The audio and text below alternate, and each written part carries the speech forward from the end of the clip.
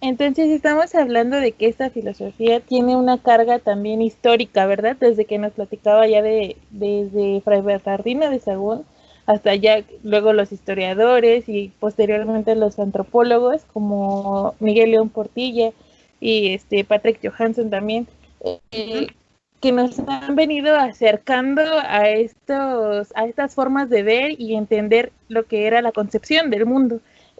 Pero ¿qué elementos tangibles o en el lenguaje podemos encontrar, como qué señas podemos encontrar en nuestra vida cotidiana de esta filosofía? Híjole, esa sí está muy difícil la pregunta, para esa no estudié. Pasamos a la siguiente. Ponemos pausa y luego nos vamos a investigar. Sí, déjenme, voy a ver qué. No, no es cierto, no es cierto. Sí, es una pregunta complicada. Sobre todo porque, bueno, aquí en Chihuahua es bien difícil hablar de que todavía sigue presente lo que es el pensamiento náhuatl. Digo, pues, realmente mucha gente aquí en el norte no conocemos lo que es el pensamiento de Mesoamérica, ¿no? O sea, sabemos una que otra cosa, lo que nos enseñan en los libros de texto, les digo, o sea, más allá de que tenían las chinampas y que utilizaban la coa para sembrar y todo, o sea, no sabemos nada, de verdad que no. Es algo bien sorprendente. No sabemos nada ni siquiera de nuestras comunidades indígenas, lo que es la comunidad Rarámuri, no sabemos nada. Entonces es algo que resulta complicado cuando nos dicen, es que por eso tú eres así, porque traes estas raíces.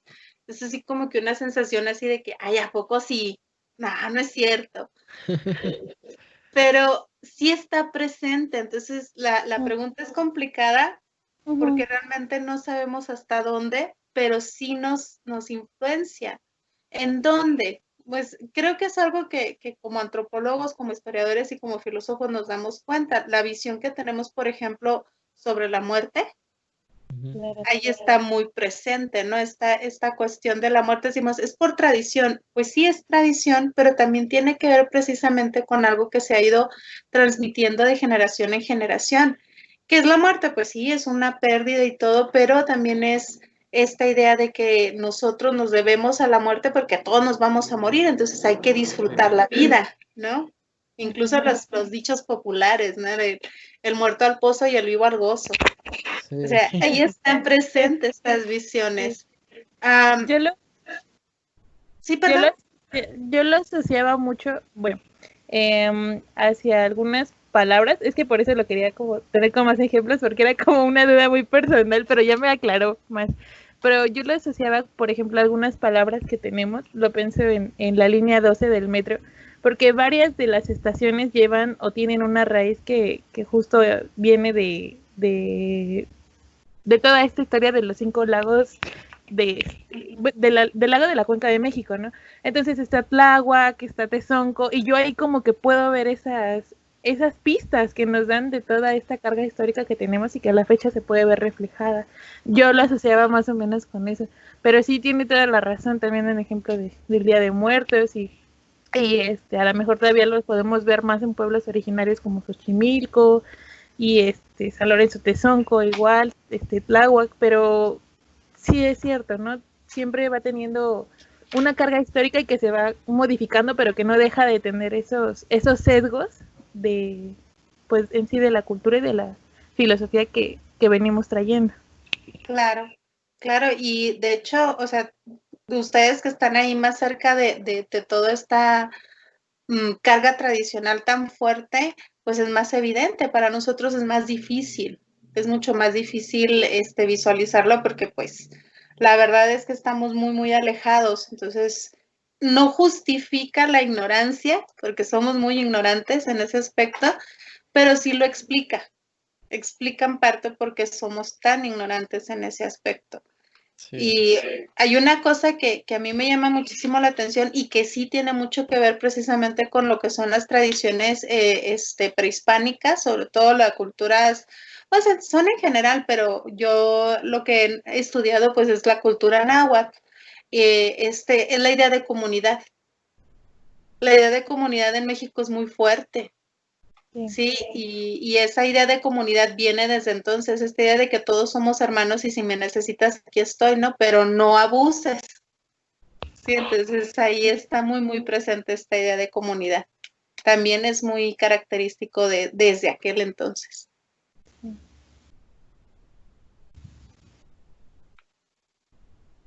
¿Tienes otra pregunta, Monse, o Sí, sigo yo? Ah, bueno. bueno, nada más a cuanto a estos temas de comunidad, al menos en algunas, vaya, comunidades étnicas, el concepto en sí implica una red solidaria de acciones, ¿no? Así Que se es. engloban en diferentes temas, ya sea, por ejemplo, el tequio, se me ocurre, ¿no? Que igual es una forma, es como una institución que tiene una función específica, pero se basa en la solidaridad. En el norte podemos ver algo parecido a este término, a estas redes de solidaridad. En las comunidades indígenas sí existen, pero no son tan evidentes.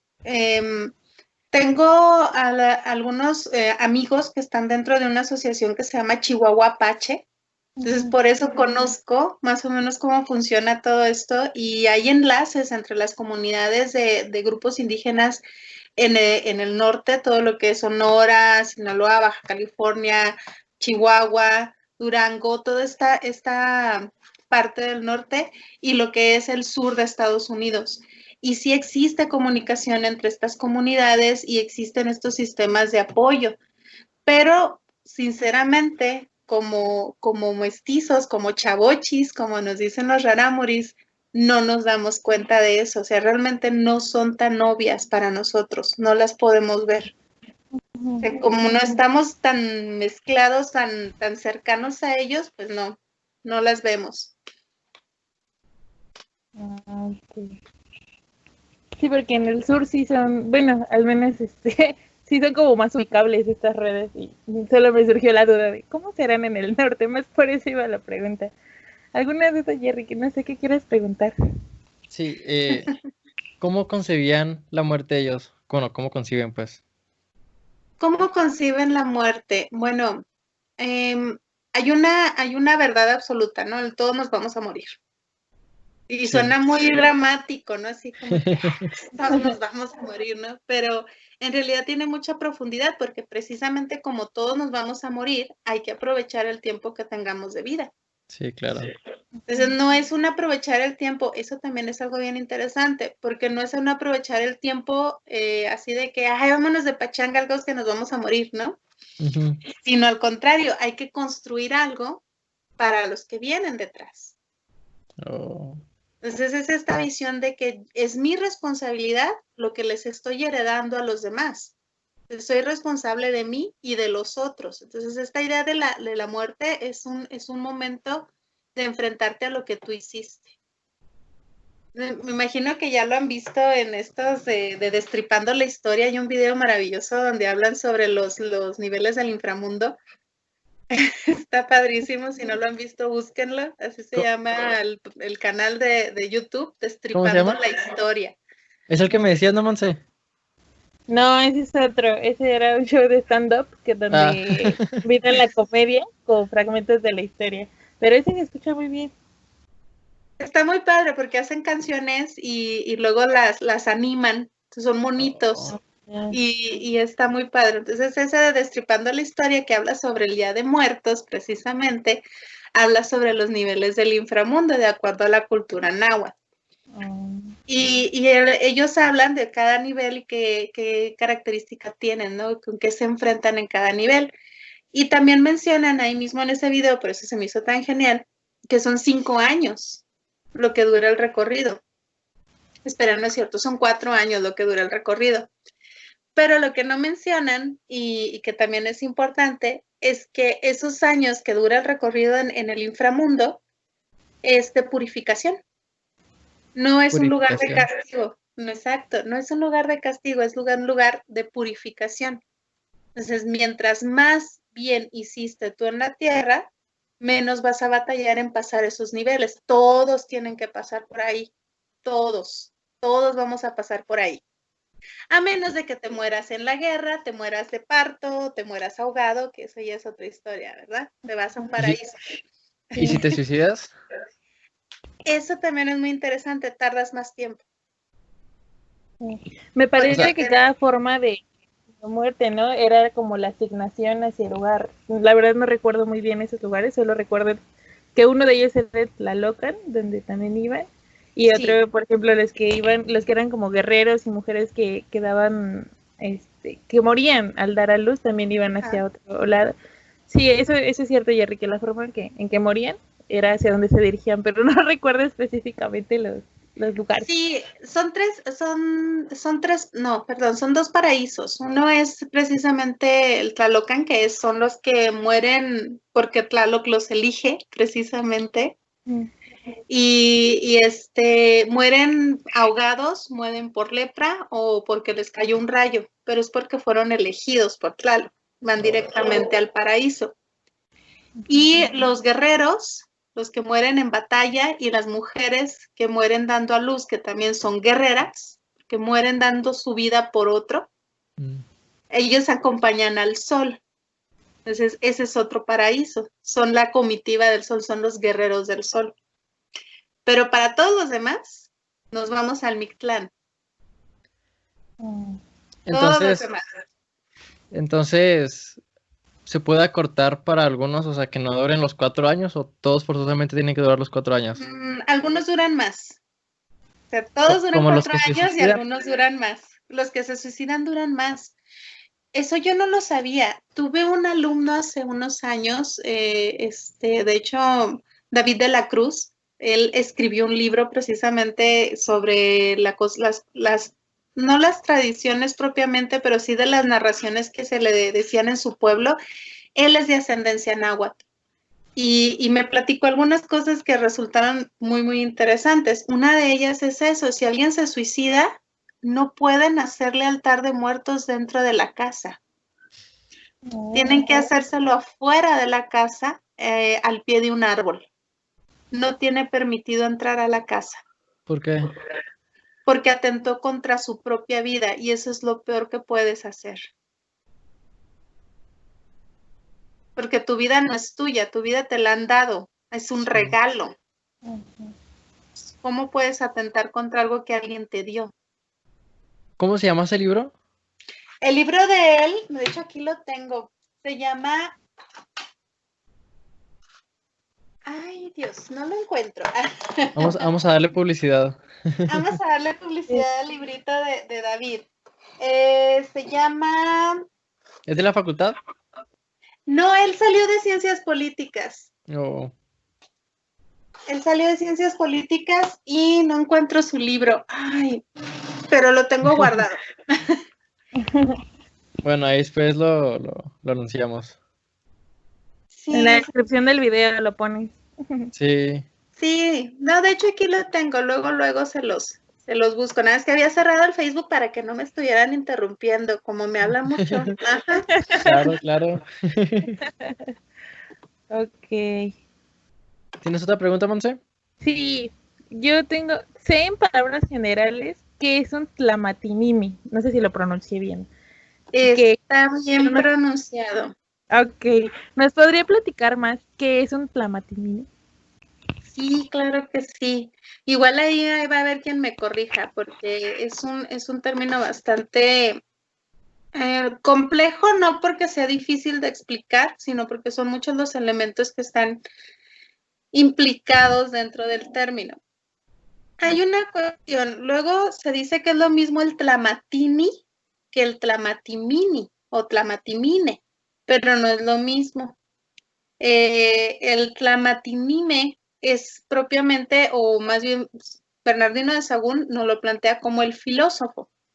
La razón es, de acuerdo con el análisis lingüístico que hacen, pues lo hace en su momento Bernardino de Sahagún, lo vuelve a repetir en su libro de filosofía náhuatl, Miguel León Portilla, y también lo hace otro autor que a mí me gustó muchísimo, Tlacatzin Estivalet, este librito que tengo aquí, donde hace el análisis del poema precisamente de Tlamatini. Hacen el análisis lingüístico de cada una de las palabras que vienen en el poema y hacen una distinción. El tlamatini es el que posee la sabiduría, que sería el sabio. Y el tlamatinime o tlamatinimi sería el que cuestiona lo que sabe, que sería el filósofo. Pues ahí es donde entra la diferencia. Uno lo posee, lo sabe, y el otro lo cuestiona. Está constantemente analizando. Entonces podemos decir que de alguna manera el Tlamatinini es una especie de filósofo porque se está reflexionando y se está cuestionando a sí mismo. Así es. Oh. Gracias. Ya no me quedó claro. A ver, el primero que mencionaron era Tlamatanini, ¿no? Ok, mira, lo que pasa es que son dos términos. Espérenme, paréntesis. El nombre del libro es Un pueblo a través del tiempo. Un pueblo a través del tiempo. Uh-huh. ¿El que hizo el análisis lingüístico? No, él es sobre las narraciones de su pueblo, de David de la Cruz. ¿Un pueblo qué, perdón? A través del tiempo. A través del tiempo. David de la Cruz. Así es. Ok, anotado. Ok, ahora sí con tu pregunta. Son dos términos, tlamatini y tlamatinime. Uh-huh. ¿Sí? Que sería, Ajá. pues así literal, ¿no? Tlamatini. Tlamatini significa el que posee o el que sabe. O sea, el que posee la sabiduría o el que sabe. Hasta ahí, que es el sabio. Ajá. Y tlamatinime es el que cuestiona lo que sabe. Ok. Que sería el filósofo. Sí.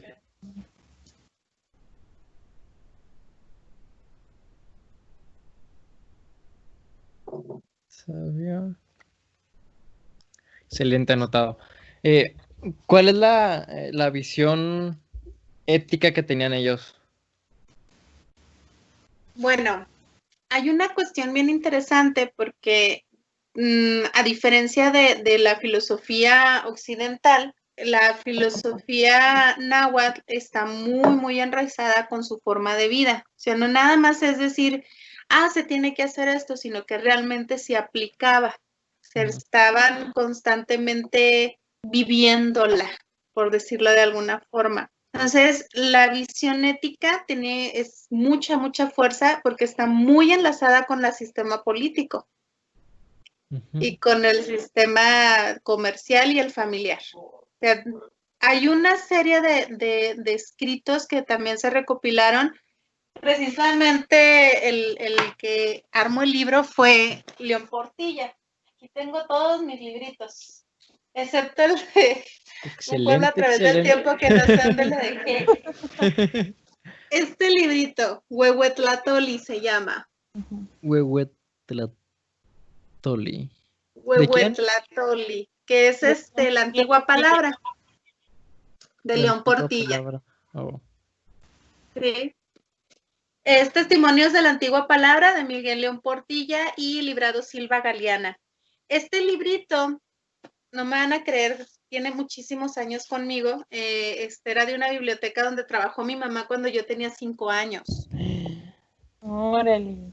Y se lo cerraron la biblioteca y le dijeron a mi mamá que agarrara los libros que ella quisiera y yo a los 5 años le dije, quiero ese libro.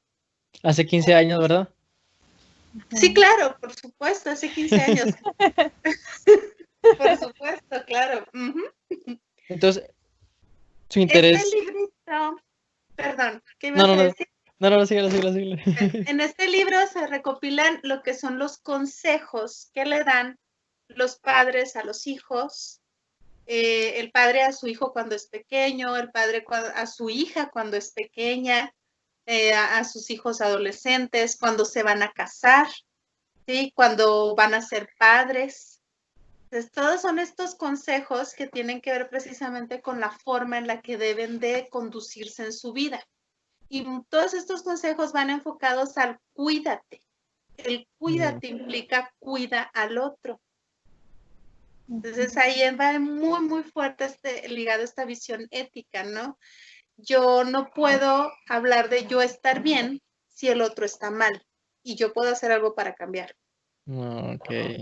Y entonces esta idea Eran de muy comunidad que empáticos. mencionaban, sí, Sí. totalmente. La idea de comunidad que mencionábamos ahorita está muy enlazada a su visión ética.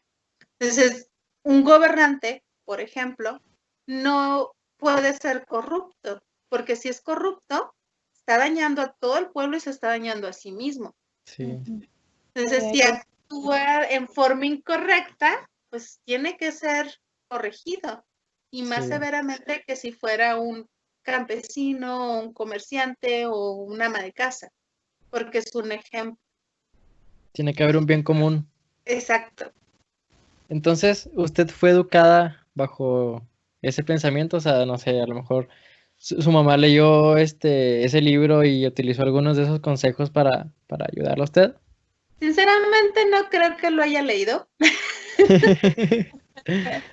Sinceramente no creo, creo que ella tomó el libro porque realmente yo me aferré a él. No sé por qué, ni siquiera sabía leer a esa edad, pero me llamaba muchísimo la atención. Pero sí, de alguna manera fui criada en esa visión. Entonces, tienes que estar bien para que los otros estén bien, pero si los otros no están bien, tú no vas a estar bien. Entonces, esta idea de compartir y de comunidad está muy presente en mi casa, que bueno, ya podríamos hablar de la familia de mi mamá, la familia de mi papá, pero en realidad no, esto fue exclusivamente de mi núcleo central, ¿no? Mi familia, que fueron mi mamá, mis hermanos y yo. Ahí es donde estuvo muy fuerte esta visión de comunidad. Ya. Entonces, bueno, es que lo relaciono mucho con mi infancia, porque, bueno, mi familia es de un pueblo originario de la Ciudad de México, que es Culhuacán. Entonces, lo asocio mucho a esta forma de comunidad que nos estás diciendo, y sí es cierto, ¿no? Yo lo podía ver a través de mi bisabuela, bueno, que me contaban, y a través de mi abuela, porque a pesar de ya estar en la ciudad, en la capital del país, cuando son fiestas tradicionales, fiestas patronales, o que hay algún sistema de cargos con esto de las mayordomías, se puede ver en la plena urbanidad cómo estas redes solidarias de comunidad de verdad son muy visibles, y que tienen mucho significado. O sea, no se podrán ver cotidianamente o se dan el saludo, pero cuando son estas ceremonias o estos ritos, hay una fuerte visibilidad de la comunidad. Entonces me dejó pensando y reflexionando sobre esta noción, y que sí es cierto, ¿no? Al menos para mí, supongo que por la formación antropológica, es visible ante mí ver como esos fenómenos, ahora ya, ¿no? En esta reflexión, claro. Sí, es algo que muchas veces no nos damos cuenta. Y te lo digo así porque realmente aquí en el norte eso es muy común, ¿no? No lo percibimos. Vivimos tan enfrascados en otro tipo de cuestiones que no percibimos nada de estas lazos de comunidad, ¿no? Incluso ahorita, y no me vas a dejar mentir, ahorita saludar al vecino, ver que se le ofrece, llevarle de comer a la vecina que está enferma, o sea, eso es algo que ya no se ve, incluso, ay, cómo eres metiche, no te entrometas, esto y lo otro, pero antes sí existía, y eso es algo que viene desde allá, que lo venimos jalando desde allá y que de alguna manera se sigue manteniendo, ¿no? Y es algo bien bonito, porque es esta idea de sentirte en familia, aunque no es familia de sangre, pero es familia. Sí. Tiene que haber una hermandad, ¿no? Exactamente.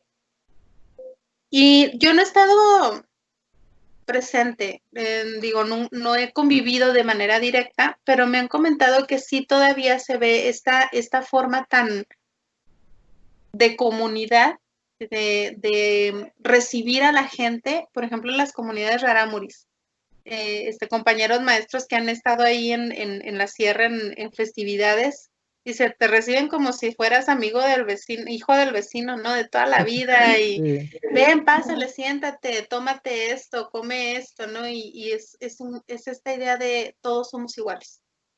Entonces es algo muy bonito y debería de seguir así. Sí. Sí, claro. Dentro del libro ese de los consejos, ¿usted ha aplicado algunos a su vida cotidiana? Usted es mamá, ¿verdad? Yo soy mamá. Pues he intentado, pero como que no se me da muy bien. No. ¿Por qué? Hay muchas cosas que luego dice uno, cuando yo sea mamá voy a hacer así o no voy a hacer esto otro, y a la hora no todo funciona tan maravillosa y idílicamente como uno se lo planteó en su cabeza. Sí he aplicado algunas cosas, me puedo sentir orgullosa de saber que a pesar de que mi hijo puede parecer una persona muy aislada, no le gusta convivir, no le gusta salir a la calle, andar de amigo, nada de eso. Pero yo sé que si a un vecino, si él ve que tiene una necesidad, él se va a acercar a ayudar. Sí. Entonces, eso yo lo puedo decir con todo el orgullo del mundo, ¿no? O sea, Sí, claro. él puede ayudar sin que le digan, ayúdame. Entonces, sí se va a meter, ¿no? Y eso es algo que puedo decir que no, a lo mejor no conscientemente, pero sí me ha influido un poco todo esto. ¿Cómo era la visión pues ahora sí que como que la RG para El ellos? principio de todas las cosas, interesante, híjole. Bueno, ¿cuántas horas tenemos? No, lo que usted diga. Bueno, es que son varias cosas. Hay muchos mitos que están en torno a la idea de la creación, precisamente, ¿no? Ellos hablan de creación, ¿sí? No hay esta idea de evolución ni nada por el estilo. Es una idea de creación. Todo fue creado. Pero si queremos resumirlo, o sea, ahorita mi cabeza está al 20,000 por hora, lo están forzando. El hámster está, no se imaginan. Pero bueno, si lo queremos resumir, todos somos lo mismo, exactamente lo mismo. O podríamos decirlo muy románticamente, todos somos polvo de estrellas. Sí. ¿Sí? Es la idea de que todos somos parte del mismo universo y estamos compuestos exactamente por lo mismo. Esa es la razón por la que tenemos que respetarnos y respetar a los animales y respetar a la naturaleza. Bueno, nosotros en antropología, esta forma de ver nacer al mundo y de cómo se creó el mundo, lo entendemos por cosmovisión, o desde ahí viene, ¿no? Cómo fue creado el mundo, cómo se entiende, cuáles son sus elementos. ¿Se podría asociar de alguna manera o trasladar a lo que es el Arjé, o es algo totalmente erróneo? No, yo creo que sí tiene mucho que ver. El Arjé, ahí está la búsqueda del principio de todas las cosas, pues viene precisamente del origen, ¿no? Y el origen tiene que ver con la cosmovisión. Cuando lo planteamos desde los presocráticos, cuando hablamos de los primeros filósofos griegos, pues se habla de una sustancia, ¿no? Que es el origen de todo lo que tenemos en común. Pero en realidad sí se puede plantear desde una visión cosmológica, porque si desde ahí surge todo, pues también estamos hablando de los planetas, estamos hablando de la Tierra, estamos hablando no solo de las personas o los animales, sino todas las cosas, absolutamente. Sí, y más lo relacionaba porque al menos en la cosmovisión nahua, tengo entendido que muchos elementos astronómicos tienen como esta relación, ¿no? Tienen un significado, tienen una forma de ser o sea, no están aislados, no son componentes aislados, sino que están como en conformación con el todo, ¿no? La astrología, los elementos de la naturaleza, animales, plantas y el mismo ser humano. Exacto. Lo preguntaba. Sí, de hecho sí, o sea, por eso, a lo mejor por eso resulta tan difícil plantear una filosofía náhuatl, porque no es tan sencillo de separar los elementos entre cada, así como por áreas o materias, ¿no? De que, esto es ética, esto es metafísica, esto es antropología, porque precisamente como está tan centrada en lo que es la vida, en lo cotidiano, pues están mezclados, ¿no? Entonces ahí es en donde no se percibe con tanta claridad la diferencia entre uno y otro. Pero sí, por supuesto que tiene mucho que ver, porque incluso se basaban en esta idea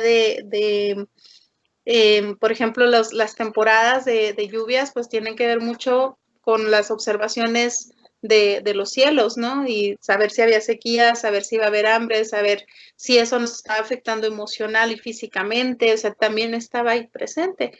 Ahorita decimos, no, esos son horóscopos y esos son supersticiones y no tienen nada que ver.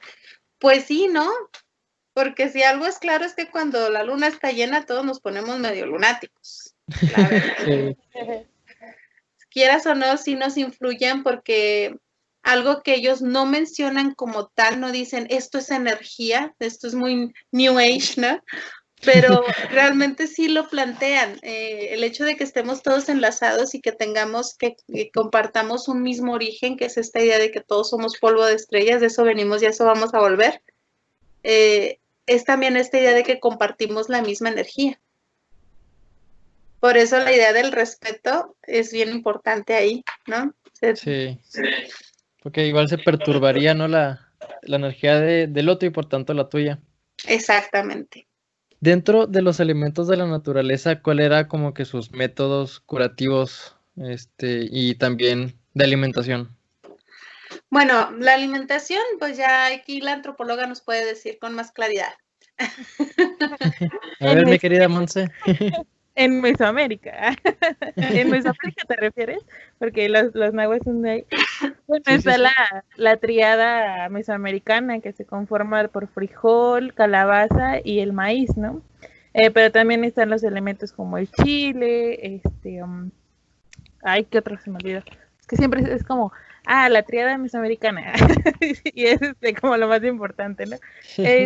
Aparte que no solo es el alimento por el alimento, sino que tiene como tiene un significado y es un símbolo a nivel, pues prácticamente me atrevo a decir internacional, porque incluso hay una resistencia en México actual que por ejemplo, con esto se me ocurre del maíz transgénico, que hay una lucha en resistencia porque es parte de la identidad nacional, al menos en México, y que tiene mucho, mucho valor. Entonces, eso en cuanto a los alimentos. Sí, pues es la forma de alimentarse, pues es de la tierra, ¿no? O sea, precisamente como somos parte de lo mismo, pues lo que es la base de la alimentación. A lo mejor nos faltó por ahí la chía, el cacao, que son de los alimentos básicos, ¿no? El chile, por supuesto, no puede faltar, el frijol, el maíz, eso es lo básico. Pero, o sea, ¿cómo te alimentas? Con lo necesario. Esta idea de evitar los excesos, que decimos, eso es muy aristotélico, ¿no? Sí. No irte a los excesos. Bueno, pues ya lo manejaban también los nahuas, ¿no? Evitar Sí. los excesos es muy importante. Por ejemplo, el consumo de bebidas alcohólicas no estaba permitido. No estaba permitido, era únicamente para las fiestas patronales. Ujú. Para las fiestas de los dioses era cuando se podía tomar bebidas alcohólicas y no en exceso, ¿no? Y no todos. Sí. Solamente quienes tenían. ¿Cómo, perdón? ¿Estamos hablando del pulque o del aguamiel o de alguna otra bebida? Como ¿cuál podría ser? Pues sí, lo que son las bebidas, ¿cómo les llaman? Para los cultos. Sí, que serían para los sacerdotes, para los que están en los niveles más altos. Sí, eso sería más bien. Y Entonces, de hecho, ¿perdón? para la demás gente entonces no podía tomar nada, o sea, eran nada más las personas como que las que hacían el ritual, como en este caso un sacerdote.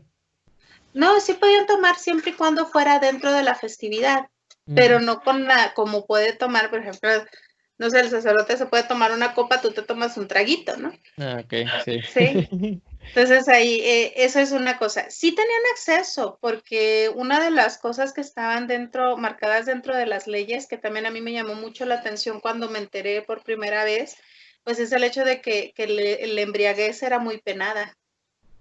Y si te encontraban en estado de ebriedad, incluso te podían condenar a la muerte, ¿no? Sí. Entonces sí está como que esta idea de que, ¿por qué? ¿Por qué en estado de embriaguez puede ser penado con la muerte? Pues porque no eres dueño de ti. Y si no eres dueño de ti, pues no puedes ser útil para la sociedad, ¿no? ¿Y qué ejemplo estás dando? Ujú. Entonces sí va ahí enlazado también esa cuestión. Sí.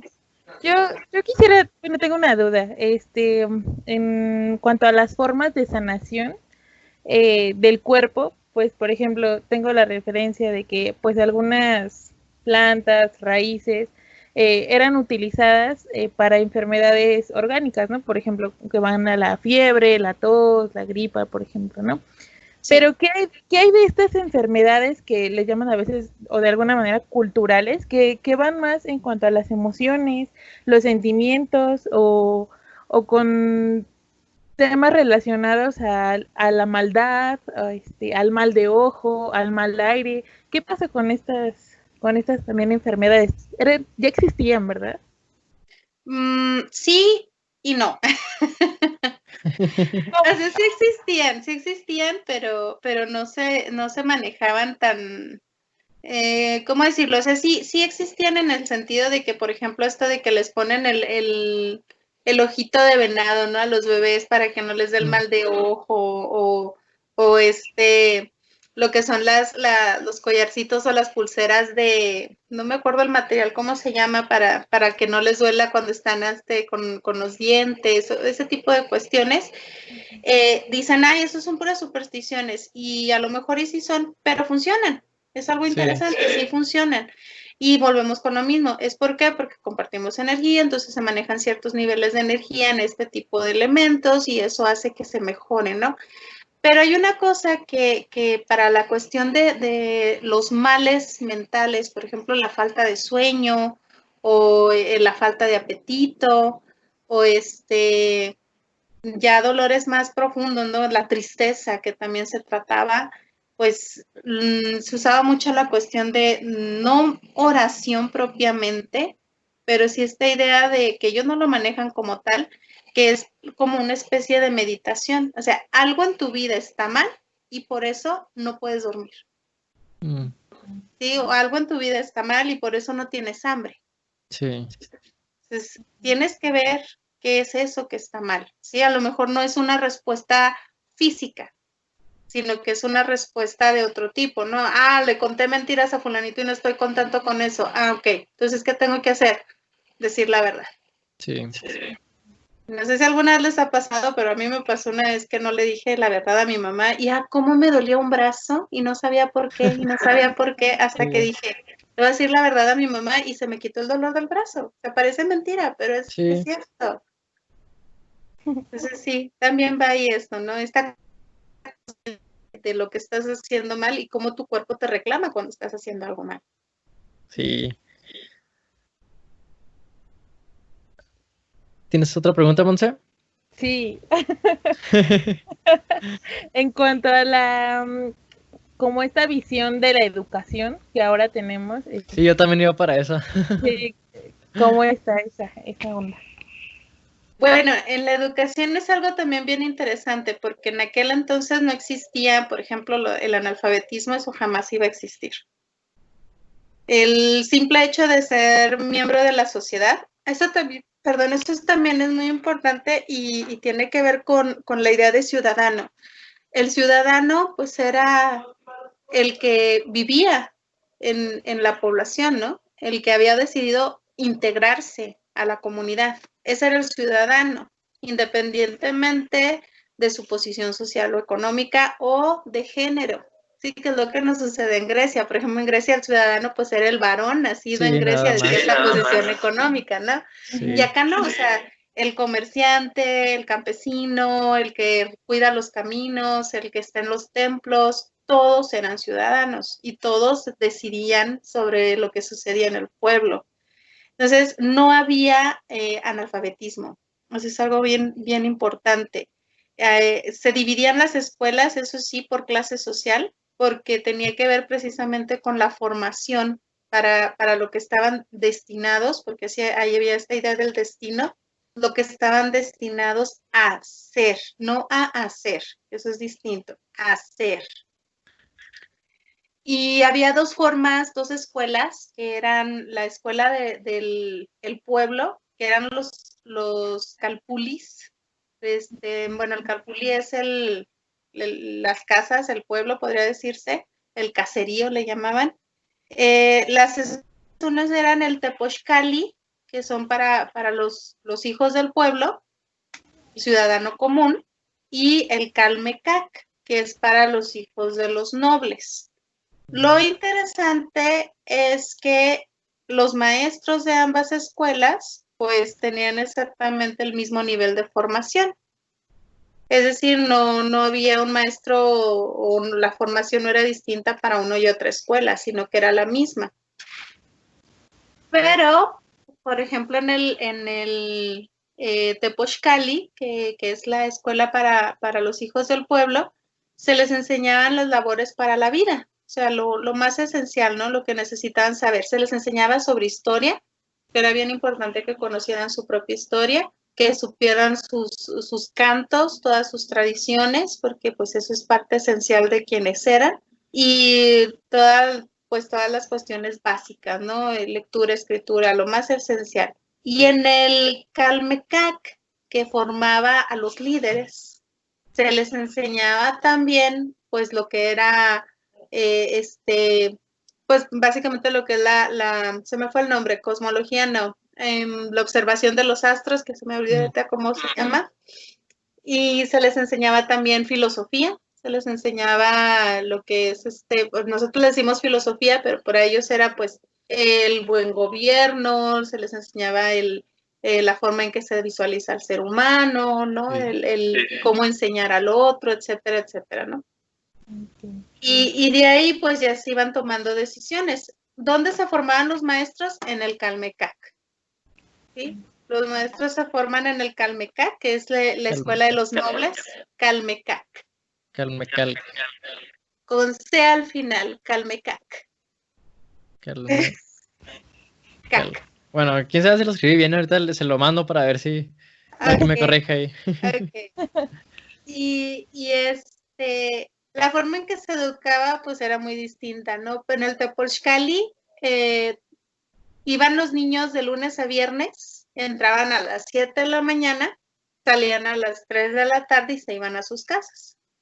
En el Calmecac, los niños entraban en su primera infancia, que sería lo que nosotros decimos la primaria, ¿sí? De los 7 a los 10 años, 11 años más o menos. Ellos entraban igual de lunes a viernes en la mañana y a las 3 iban a su casa. A partir de los 10, 11 años de edad, era internado. Los niños se quedaban ahí toda la semana y regresaban a sus casas una vez a la semana. Un día a la semana regresaban a casa. Oh. Era un internado y en ambas escuelas se les exigía desde casa que los niños se levantaban a las 5 de la mañana, que se tenían que dar un baño helado, tenían que comer de manera ligera y luego se iban a clases, ¿no? Le dedicaban el día a Dios, o sea, le dedicaban su día de estudios y empezaban a aprender. Se les enseñaba mucho esta idea que maneja mucho en las escuelas de formación griega, de esto de mente sana en cuerpo sano. También acá se enseñaba esta idea de mente sana en cuerpo sano, ¿no? No podemos atentar contra nuestro cuerpo porque entonces nuestra mente no va a aprender, ¿no? Sí. Hay que avisarles a los chavos de la uni, mente sana en cuerpo sano. Ya sé. O sea, no abusen de esas cosas, del alcohol y de las pachacas. Pero era esto, ¿no? Y luego se les enseñaba mucho, pues, que tenían que saber todas sus tradiciones, porque era una idea de somos lo que nos han heredado, lo que nos han dejado, entonces esto es lo que tenemos que conocer, tenemos que saberlo. Los jóvenes en ambas escuelas a la edad de 20 años ya estaban listos para enfrentarse al mundo. En el Tepochcali, a la edad de 20 años y no antes, podían casarse, ya cuando terminaban su formación. A los 20 años. Sí, a los 20 años. En ese momento ya eran libres, ya eran adultos, ya se podían casar. Eran así como que mayores de edad. Exactamente. Pero antes no se podían casar.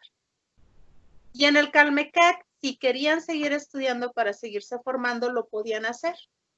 Es como si dijeran, pues ok, ¿te quieres tu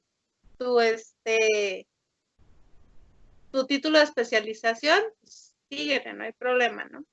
Sí. Se nos desconectó. Se nos salió mi querida Monse. Yo creo que ahorita se vuelve a conectar, es que a veces pasa eso.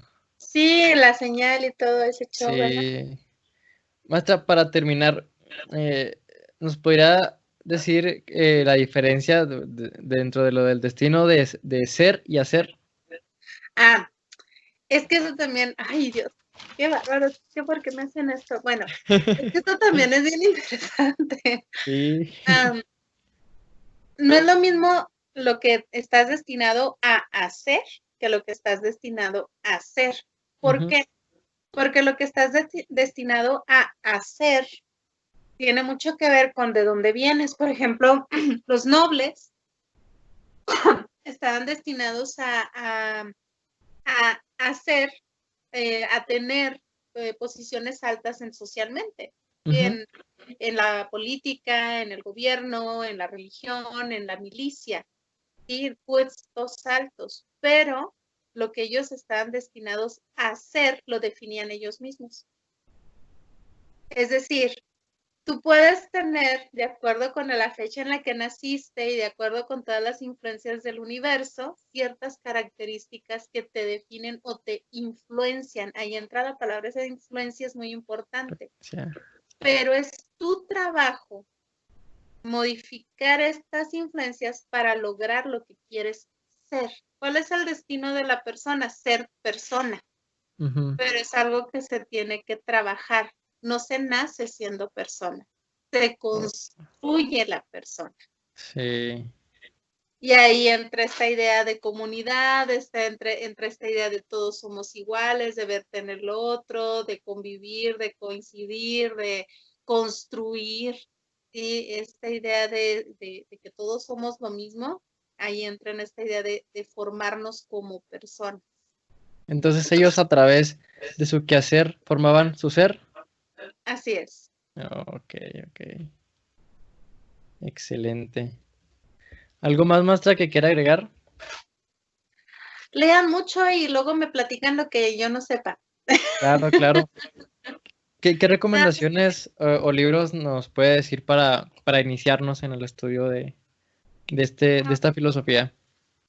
Fíjate que a mí me gusta mucho la tesis de Miguel León Portilla, que es la de filosofía náhuatl en sus textos, pero sí puede ser un poquito pesado porque es un análisis lingüístico profundo. Entonces, puede ser pesado en ese sentido. Si quisieran algo un poquito más ligero, probablemente me voy a ir por otros tipos de lectura, no tanto de corte o de carácter filosófico, sino más bien de carácter antropológico o histórico, porque es ahí en donde vamos encontrando estos elementos, ¿no? Entonces, por ejemplo, leer lo que es la historia de las Indias, lo que es la historia de Bernardino de Sahagún, o por ejemplo, el poema, el de Inclamatini.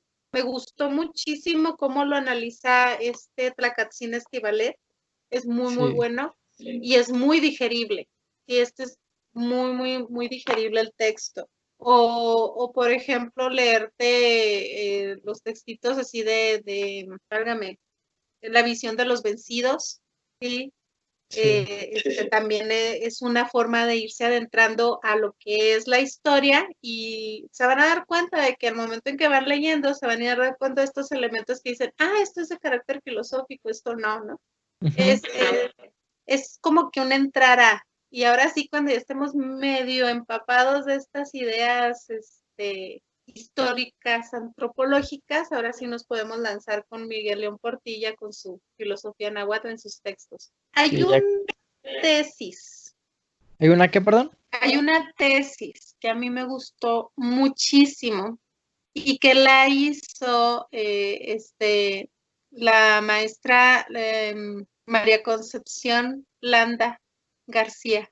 Landa García Telles, que de hecho es ahorita aquí en el estado es la secretaria de Cultura.